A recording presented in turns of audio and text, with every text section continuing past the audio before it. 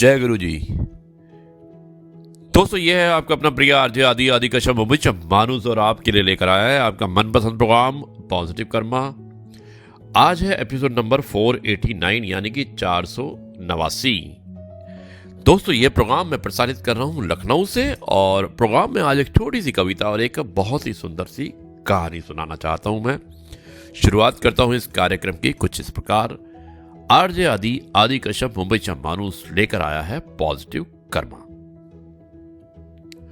गुजर जाते हैं खूबसूरत लम्हे यूं ही मुसाफिरों की तरह, पर यादें वही की वहीं खड़ी रह जाती हैं रुके रास्तों की तरह। एक उम्र के बाद उस उम्र की बातें उम्र भर याद आती हैं, पर वह उम्र फिर उम्र भर नहीं आती।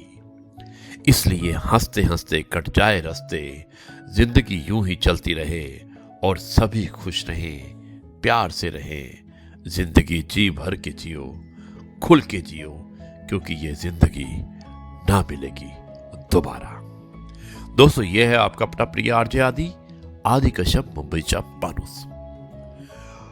आज आरजे आदि विशेष कुछ अलग हो जाए, इसमें मैं एक कहानी सुनाना चाहता हूं और कहानी का शीर्षक है भगवान की प्लानिंग। और इसके लेखक हैं या इसको भेजने वाले हैं अजय खरबंदा, जो हमारे बहुत अच्छे दोस्त हैं। उन्होंने ये कहानी भेजी है और मुझे उम्मीद है कि ये कहानी आपको पसंद आएगी। कहानी का शीर्षक है भगवान की प्लानिंग।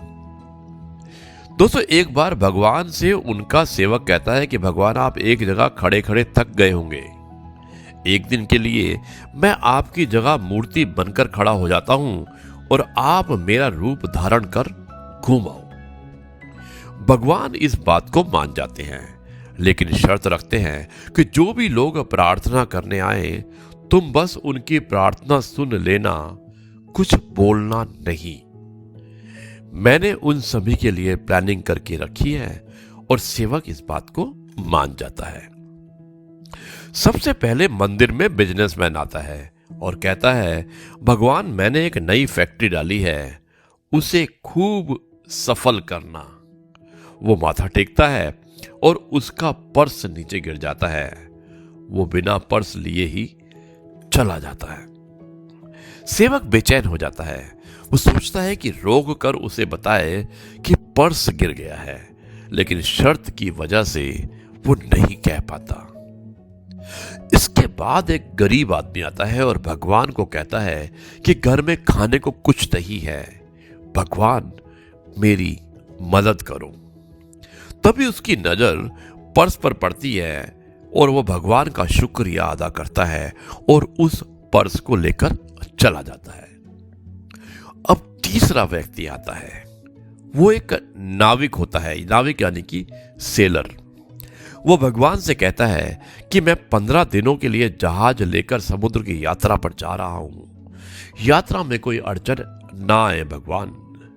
तभी पीछे से बिजनेसमैन पुलिस के साथ आता है और कहता है कि मेरे बाद ये नाविक आया है, इसी ने मेरा पर्स चुरा लिया है।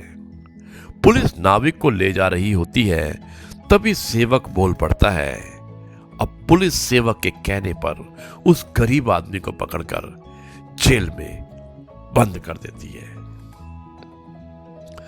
भगवान कहते हैं कि तुमने किसी का काम बनाया नहीं बल्कि बिगाड़ा है, क्योंकि भगवान तब तक वापस आ जाते हैं।